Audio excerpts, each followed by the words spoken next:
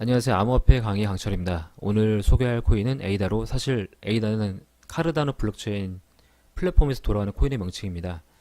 2017년 말에 트론, 리플과 함께 암호화폐 버블의 최전선을 이끌며 동전주 3대장으로 불렸던 코인이며 이더리움을 개선해냈다는 의미로 3세대 코인으로도 평가받고 있습니다.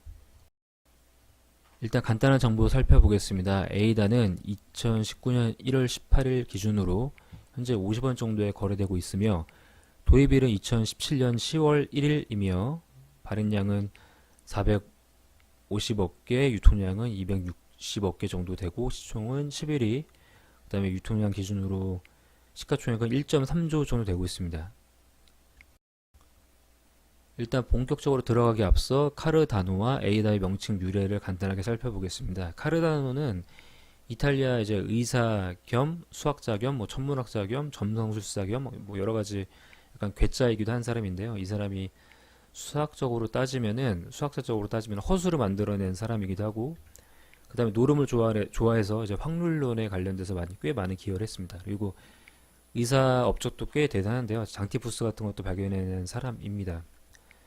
아무튼 이 카르다노가 이제 수학자다 보니까, 또 찰스 호스킨슨이 수학자이다 보니까 아마 카르다노를 좋아해서 이렇게 지은 것 같고요. 또 찰스 호스킨슨을 보면은 되게 시적인 사람이라는 걸 알 수 있어요. 되게 막 시 같은 말을 많이 쓰는데, 이 바이런이라는 사람이 영국의 이제 시인인데요. 이 사람의 딸 이름이 에이다예요. 근데 그냥 이 에이다가 어떤 사람이냐면 인류 최초의 프로그래머이고, 당연히 이제 여성 최초이기도 하죠. 그리고 여러 가지 수학자이면서 이제 프로그래머고, 이제 현재 프로그래머의 대부분의 기능들을 1800 중순 때부터 생각을 했어요. 그래서 그렇게 해서 이름을 졌고요. 현재 미국에서도 이제 에이다라는 프로그램 이름도 있을 정도로 유명한 그런 사람입니다. 바이런은 에이다 프로젝트 명에도 들어갈 정도로 이제 이 찰스가 좀 꽤나 많이 이제 시인들 좋아하는 것을 알 수 있는데요. 이 바이런 말고도 많은 시인들을 명칭을 이제 현재 에이다 프로젝트의 명칭 이름으로 쓰고 있습니다. 일단 에이다 하면은 찰스도 떠오를 수 있지만 이제 일본이 좋아하는 코인이라는 것도 많이 떠오를 수 있죠. 일단 에이다가 초창기에는 온라인 카지노를 실현하는 그런 카지노 코인이었는데, 후에 좀 더 범용적인 플랫폼 개발로 계획이 변화되었습니다. 그래서 초창기 에이다랑 현재 에이다는 약간 좀 다른 모습이고요. 에이다는 일단 이 사진에서 보는 것처럼 일본이 사랑하는 코인이며, 일본에서 사실상 ICO 물량을 95%를 소진을 하거든요. 나머지 5%가 이제 중국과 한국에서 하는데, 아무튼 일본에서 95% 갖고 있었고, 그러다 보니까 일본에서 이 에이다에 관련된 루머들이 많이 퍼지고 좀 과대 광고가 많이 퍼집니다. 지금 사진에서 보는 것처럼 이 ATM 기기 자체가 전국에 막 퍼진 게 아니라 사실 몇 대밖에 없었어요. 한 5대? 그 정도밖에 없었는데, 이미 비트코인 ATM 기기는 있었죠. 일본에는. 근데 일본 전역에 ATM 기기가 있다. 물론 틀린 말은 아니죠. 5대는 있긴 하니까. 아무튼 있다라고 퍼졌고, 도쿄올림픽에서 에이다를 채용한다. 이런 찌라시 루머들이 퍼지면서 한때는 리프를 위협할 정도로 성장을 합니다. 아무튼 이 ATM 기기는 매우 적었고, 도쿄올림픽에서 에이다가 사용된다는 것은 명백히 루머라는 점 알아두셨으면 좋겠습니다. 일상이 먹방인 푸드파이터 찰스에 대해서 설명해 보도록 하겠습니다. 찰스는 일단 풀네임은 찰스 호스킨슨이고요. 그러니까 되게 노안인데 87년생이에요. 좀 저보다 훨씬 나이가 많을 줄 알았는데, 일단은 87년생 어린 나이라는 점이 있고요. 그다음에 사실 사람들이 개발자로 보기도 하는데 개발자는 아니고 그냥 수학자입니다. 그리고 심지어 CEO 쪽 계열이라고 보시면 돼요. 그러니까 연구를 엄청 이렇게 같이 해서 하는 그런 계열이 아니라 약간 좀 마케팅과 CEO 쪽 개념으로 보시면 되고요.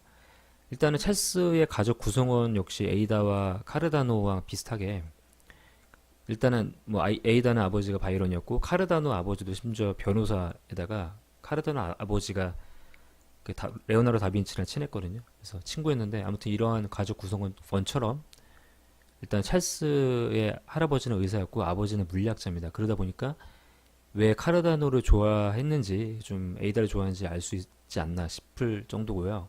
찰스는 2010년도에 대학교를 졸업을 했어요. 그리고 비트코인에 매료돼서 비트코인에 관련된 강의를 하게 됩니다. 그가 만든 비트코인 온라인 강의가 인기를 끌자 이제 중국의 비트코인 큰손인 리 샤오라이라고 하는 이 사람이 그 투자금으로 50만 달러를 건네주었고 비트코인 토크라는 온라인 포럼 만들어서 비트코인의 가격 변동성 문제와 마운트 곡수의 안정성 문제에 대해서 질문을 막 올렸는데 거기에 답변을 단 사람이 바로 이 유명한 이오스의 개발자인 댄 라리머였습니다. 그러니까 찰스는 그러자 댄을 만나가지고 이제 같이 그러니까 댄이 당시 때 이미 디포스 방식으로 BTS라는 것을 만들 계획을 짜고 있었어요. 그래서 그 찰스랑 댄이 같이 만나서 이제 BTS 비트쉐어를 만들게 됩니다. 근데 이제 둘이 성격이 완전히 맞지 않았어요. 일단은 댄은 완전 개발자적인 마인드를 가지고 있었고 그 다음에 찰스는 수학자이다 보니까 맞지 않았는데 마치 뭐 아이언맨과 캡틴 아메리카가 막 성격이 엄청 안 맞잖아요. 그런 수준으로 그 성격 차이가 심해가지고 둘은 결과적으로 성격 차이로 인해서 찰스가 떠나게 됩니다. 그 이후에 찰스는 비탈릭 부텔렌이 만든 이제 이더리움 백서를 보고 빠져들어서 이더리움 프로젝트에 참여를 하게 됩니다. 이때 그 본인이 원래 BTS에서 했던 그런 경험을 살려서 이더리움 CEO가 되는데요. 약 6개월 정도 합니다. 2013년 10월부터 2014년 5월까지 하게 되는데 왜 그만두게 됐냐면은 이더리움 공동 창업자들이 한 8명 정도 있었어요. 뭐 부텔링 포함해서. 근데 이 사람들이 개발자적인 사람들이 있고 그다음에 이제 찰스 같이 약간 마케팅적인 사람들이 있거든요. 근데 그 둘이 충돌을 하게 돼요. 왜냐면은 이더리움이 생각보다 너무 커지게 되거든요. 그래서 큰 돈을 만지게 되면서 막 찰스가 막 흥분해가지고 이더리움을 더 키우자, 막 이렇게 막 구글 같은 회사를 만들자라고 뭐 의견을 제시했는데 다른 개발자 기반의 창업자들은 비영리로 남고 싶어 했고 이로 인해서 투표를 하게 됐는데 결과적으로는 개발자 쪽이 우세해져서 찰스가 이더리움을 떠나게 됩니다. 그리고 몇 달 후에 이제 이더리움에서 경영 보좌관 역할을 하였던 제레미 우드라는 사람이 합류해요. 합류를 해서 2015년 4월 홍콩에서 IOHK라고 하는 인풋 아웃풋 홍콩이라는 회사를 공동 설립합니다. 사실 에이다가 일본 코인이라는 인식이 ICO도 이제 뭐 95% 일본에 산 것도 있었겠지만 사실 그렇게 된 이유는 제가 볼 때는 제레미 우드의 역할이 컸다고 생각합니다. 제레미는 인디아나 대학에서 영문학을 전공하였고 일본 오사카에서 이제 6년간 영어 교육을 했던 사람으로서 약간 일본 사람들 입장에서는 본인들의 정서를 잘 이해해주고 친 일본 사람이라고 생각할 수 있겠죠. 그래서 일본 사람들이 에이다를 좋아할 수밖에 없을 것 같습니다. 카르다노 플랫폼은 우로보로스라는 지분 증명 계열의 방식을 만들어냈습니다. 우로보로스 지분 증명은 오포스 혹은 이제 우로보로스 포스라고도 말을 하는데요. 우로보로스라는 것은 이제 그리스 신화에서 자기 꼬리를 물고 있는 큰 뱀으로 이제 무한을 뜻합니다. 이거를 이제 그 에이다 쪽에서 그린 우로보로스고요. 아무튼 이 오포스는 지분 독점을 막기 위해서 랜덤을 가미한 기법입니다. 쉽게 생각해서 어떤 자격 요건을 충족한 대표들 중에 이제 임의로 선정해서 랜덤으로 선정해서 블록을 검증하는 생성하는 방법입니다. 그래서 이 기술에는 뭐 에폭이라는 것까지 슬롯이라는 개념이 있는데 에폭은 또 다수의 슬롯으로 되어 있고 또 슬롯에는 이제 여러 명의 사람들이 있는데 거기다 대표를 선정해서 대표는 이제 최대 한 개의 블록을 생성할 수 있습니다. 좀 말이 좀 어렵네요. 그렇죠? 우선 우로보로스 지분 증명에 대해서 좀 설명한 그림인데 이거는 논문에 있는 그림이라서 더 어려울 것 같은데 일단은 기존의 포스라고 하는 것에 대해서 문제가 있는 게 뭐냐면 스테이크 그라인드 어택이라고 이제 스테이크 그라인드 어택이라는 게 있을 거예요. 근데 이게 뭐냐면 그 포스는 그 지분이 많은 사람이 확률이 높잖아요. 뭔가 지분이 많은 사람이 높은 확률로 블록을 채굴할 수 있는 확률을 갖고 있는데 이게 그 블록이 그러니까 다음 사람, 현재 블록을 만드는 사람이 다음 사람의 누가 될 것인가에 대한 확률을 계산하는 게 바로 이전 블록에 대한 기록 기반으로 이걸 생성해내요. 그러다 보니까 현재 블록을 만들어낸 마지막 채굴자, 그러니까 즉 마지막 그 블록을 만든 사람이 블록을 조작할 수 있어요. 블록을 약간 그러니까 뭔가 거래를 조작한단 말이 아니라 뭐 의도적으로 뭔가 정보 같은 거를 막 삭제하거나 뭐 포함을 시켜버리는 거죠. 그래서 그런 걸로 인해서 다 자기가 다시 또 채굴할 수 있는 그런 확률을 만들어 버린다든지 아니면은 내가 아는 다른 사람한테 채굴할 수 있게 만든다든지 뭐 그런 식으로 만드는 거죠. 그래서 이제 이런 문제가 있는데 이 문제를 막기 위해서 그 우로보로스 지분 증명은 바로 랜덤성을 넣는 거죠. 그리고 그 확률을 막 많이 받고 있는 사람한테 높은 확률을 주지 않고 기준 수량 이상 보유하면 똑같은 확률을 갖고 있습니다. 그래서 그런 문제가 없어지는데 일단은 이것을 하는 기법 이름이 코인 토싱 프로토콜이라는 게 있어요. 그래서 이 코인 토싱 프로토콜을 이용하면은 이게 뭐냐면 이제 앨리스랑 밥이랑 찰리라는 사람이 있다고 쳐볼게요. 근데 이 사람들이 각자 그 각자의 뭔가 다음 블록을 생성해내기 위한 변수 값들을 각자 갖고 있다고 쳐보고 이걸 서로 거래합니다. 즉 기존의 포스는 블록을 마지막에 만들어내는 사람이 만약에 앨리스를 한다면 이 사람이 뭔가 조작을 해가지고 자기가 다음에 또 블록을 채굴한다든지 아니면은 주변 사람이 채굴할 수 있게 뭔가 블록을 조작할 수 있지만 우로보로스는 모든 게 랜덤이다 보니까 이 두 사람이 만약에 짜도 얘가 값이 다른 값이면은 사실은 그 값을 알 수가 없어요. 해시 값이 약간 비슷하죠. 글자 하나 바뀌어도 내용이 다 바뀌는 것처럼. 그래서 사실상 원천적으로 막을 수 있거든요. 그래서 이게 바로 이제 코인 토싱 프로토콜이라 하는 걸로 인해서 포스의 단점인 그라인딩 어택을 원천적으로 무마시킵니다. 이 우로보로스의 철학은 비트코인의 이제 POW 철학과 유사합니다. 다만 POW는 컴퓨팅 파워를 모두가 함께 참여하는 개념이지만 카르다노는 변수 생성에 관련돼서 모두가 함께 참여하는 개념의 차이점이 있습니다. 오포스는 다른 합의 알고리즘보다 수학적인 부분이 많이 가미되었고 수학적 안전성이 입증이 된 최초의 지분 증명 프로토콜입니다. 이를 위해서 에딘버러 대학교 교수인 이 사진에 나오는 아겔루스 키아이아스라는 사람이 IOHK 팀의 수석 과학자로 근무하고 있으며 일단은 찰스가 수학자이지만 만든 거는 아무튼 이 사람이라는 거죠. 아무튼 이 사람이 만들었던 이 오로보로스 증명 방식은 세계적인 암호화 컨퍼런스인 크립토 2017년에서도 채택돼서 안전성을 입증받았습니다. 에이다는 사실 오포스 개념보다는 양자 컴퓨터로도 해킹을 당하지 않는 코인으로도 많이 알려져 있습니다. 카르다노를 완벽하게 만들기 위해서 처음부터 고생을 하면서 하스켈 언어를 배우고 만들었다는 것은 좀 유명한 일합니다. 사실 하스켈을 사용하면 양자 컴퓨터에도 안전하다는 것은 잘못된 표현 및 뉘앙스이고 다음과 같은 이유로 여러 가지 이유로 아무튼 해킹이 안전한 암호화폐라는 명칭을 얻게 됩니다. 일단은 하스켈 개발 언어의 개발자 이게 어떤 것을 의미하냐면 하스켈이 그냥 개발을 배우기가 쉽지가 않아요. 그러다 보니까 이거를 배운 사람들이 많지 않고 수학적인 지식이 필요합니다.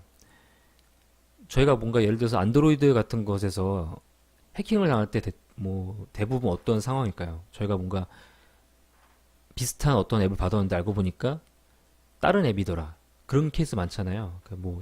사이트를 들어갔는데 사실은 그 링크가 잘못된 사이트였는데 페이지가 똑같아가지고 뭐 결제를 했는데 알고 보니까 그 피싱 사이트더라. 이런 케이스 많잖아요. 그러니까 그렇게 피싱 사이트든 뭐 안드로이드 짝퉁 앱을 만들든 그렇게 하려면은 사실은 그 언어를 알아야 되고 그거랑 똑같이 만들어야 되잖아요. 근데 하스켈은 그게 상당히 힘들다는 거죠. 그러다 보니까 해커가 에이다를 해킹하기 위해서 이 하스켈 언어를 배우기가 힘들다라는 거고요. 일반적으로 쓰는 언어들은 뭐 C 언어라든지 뭐 자바 언어라든지 이런 거 쓸 테니까요.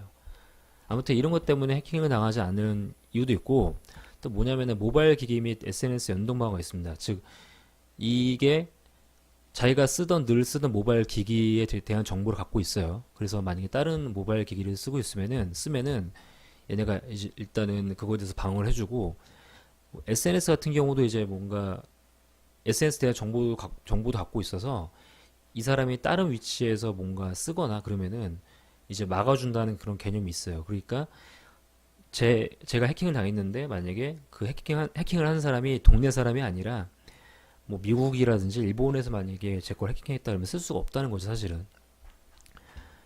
그리고 또 이제 마지막에 암호화된 강력한 지갑이 뭐냐면은 에이다에서 만들어낸 자체적인 지갑이 있어요. 그래서 거기는 뭐 비밀번호라든지 이런 것들이 암호화되어 있다 보니까 즉 저 세 가지가 다 합쳐졌기 때문에 이 에이다는 솔직히 거래소 해킹이 아닌 이상은 뭔가 사람들이 해킹하기가 쉽지가 않다라는 것입니다.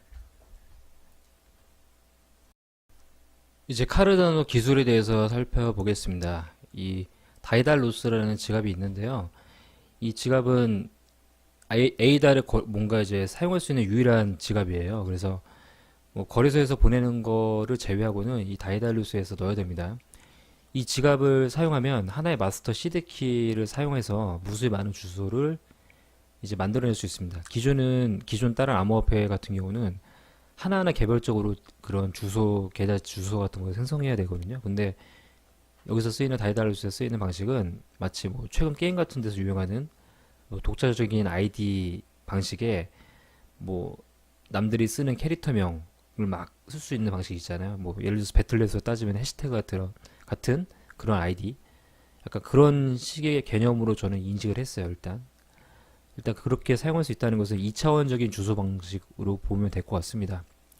아무튼 에이다를 실제 사용하려면 이게 있어야 되다 보니까 이제 좀 암호화적인 부분도 강력하게 내정되어 있고, 또 좀 전에 방금 해킹에 대해서 설명한 것처럼 그런 부분들에 대해서 좀 안전하다라는 것이 있고요. 그 다음에 작년에 약간 루머가 있었는데, 또 일본에서 또 발생한 루머였죠. 이 지갑에다가 에이다를 넣게 되면은 이자를 받는다. 그런 소문이 한때 되게 많이 퍼졌었어요. 근데 그 그거는 루머예요. 그 찌라시라고 일단은 말을 했고요. 그거는 찌라시 루머라고 말을 했고, 그러니까 명백히 잘못된 표현이고, 추후에 이제 지금 로드맵의 거의 마지막 단계 때 위임 방식으로 이자가 아니라 뭔가 보상을 받을 수 있는 방식이 있어요. 그래서 그게 되면은 지갑에서 내 거를 뭔가 위임할 수 있는 그런 기능이 있으니까 뭐 나중에 패치 때는 크게 잘못된 말은 아닐 수는 있다라고 볼 수 있습니다. 또 이제 에이다는 두 개의 레이어로 구성이 되어 있습니다. 하나는 트랜지션이라든지 그런 것들 처리하는 회계 쪽 관련된 레이어가 있고요. 그 다음에 디앱이라든지 스마트 컨트랙트를 관리하는 CCL이라는 레이어가 있어요. 그래서 이 CSL 레이어는 카르다노 세틀먼트 레이어라는 의미고, CCL은 카르다노 컴퓨팅 레이어라는 의미를 갖고 있습니다. 이렇게 두 개로 레이어가 만들어진 것은 기존에 뭐 이더리움 같은 경우도 전송 기능이 있지만 스마트 컨트랙트 같은 기능이 같이 있잖아요. 근데 이거를 같이 하다 보니까 예를 들어서 이쪽에 관련된 문제가 발생할 수 있어요. 스마트 컨트랙트만 전송한 문제가 없는데. 근데 이것에 대한 문제 때문에 이 모든 것들에 대해서 같이 조치를 취해야 될 수 있단 말이에요. 그러다 보니까 불필요한 점검이 이루어질 수도 있고, 뭐 문제가 발생할 수도 있겠죠. 근데 이렇게 레이어가 두 개로 되어 있으면은 스마트 컨트랙트가 문제가 되더라도 트랜지션은 문제가 없을 수 있고요. 그렇죠? 나중에 뭔가 유지 보수를 했었을 때도 자유롭게 할 수 있고, 추후 뭔가 하드포크를 해야 되는 경우도 조금 줄어들 수 있겠죠. 이렇게 효율적인 체인을 구성했다라고 말할 수 있을 것입니다.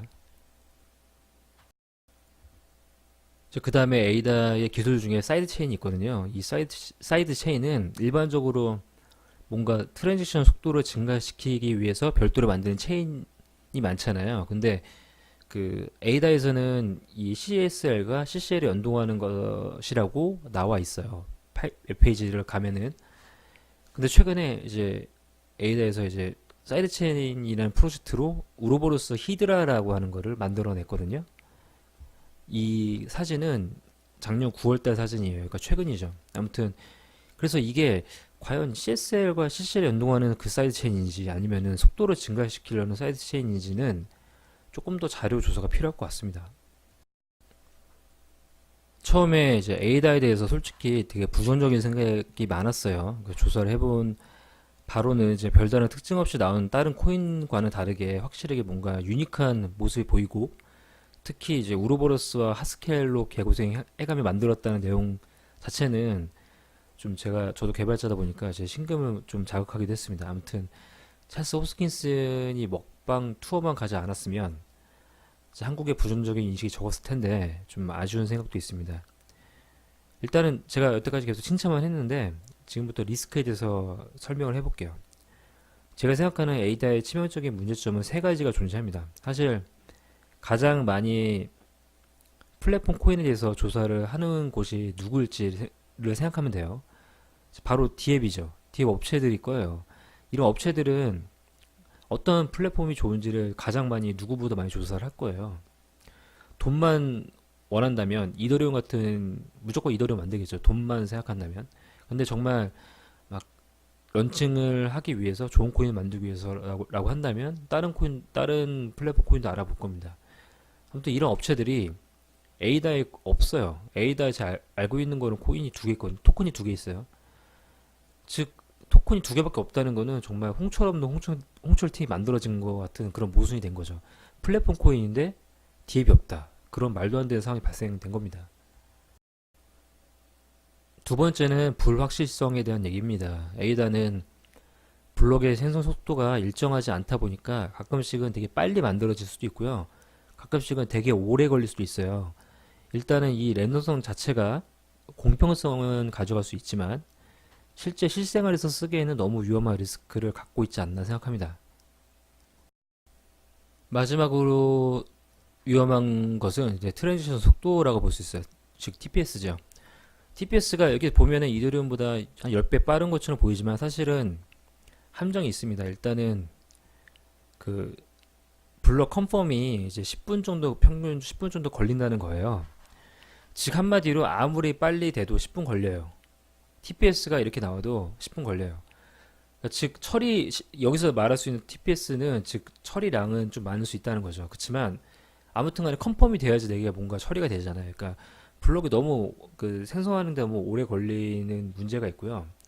또 게다가 얘네가 3세대 코인이라고 말을 하는데 3세대면 이제 이오스라든지 아니면 트론 같은 게 3세대 코인이잖아요. 근데 여기 스텔라를 보면 스텔라도 약간 2세대, 2.5세대 그렇게 볼 수 있는데 다른 코인들보다 이렇게 특별하게 빠른 점도 보이지 않고 2세대랑 좀 비슷한 그런 느낌?